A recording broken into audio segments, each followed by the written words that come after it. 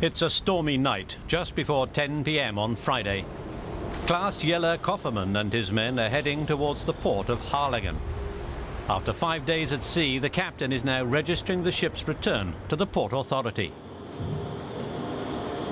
Good evening, this is Captain Kofferman from the FD 281. We have docked in the port of Harlingen.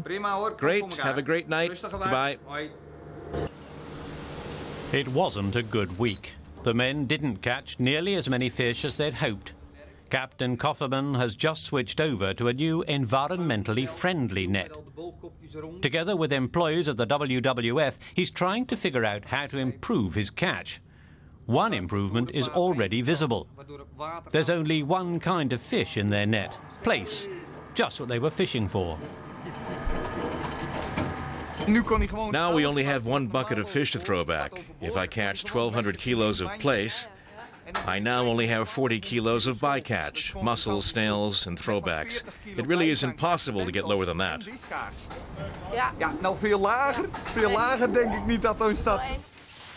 Presently, up to 40% of the fish caught in the North Sea are thrown overboard, either because they're too small to be sold, or the fishermen don't have a landing quota for that species. This can be seen here in pictures taken by the Norwegian Coast Guard. Tons of pollock and cod are being dumped like trash into the ocean by a British trawler to make room in the hold for larger fish. Captain Kofferman wants to turn his back on practices such as this. Doing things that way seems normal for somebody that grew up as a fisherman. I started when I was 17.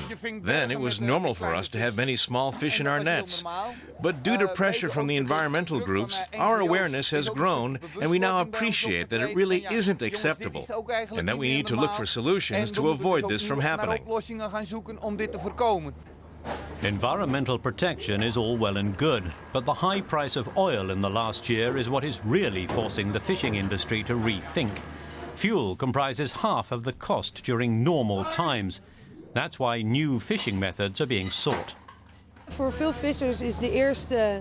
Economic concerns are pushing many fishermen to switch to lighter gear, to save on oil. But that's also good for nature, because the lighter nets don't harm the ocean floor as badly. We're coming at it from different perspectives. But one often sees that the sustainable solutions only work if they are both economically and environmentally sustainable. This seal signifies sustainable fishing. Klaas Jelle Kofferman is in the process of getting certified. Soon the blue and white logo will decorate the cases containing his fish.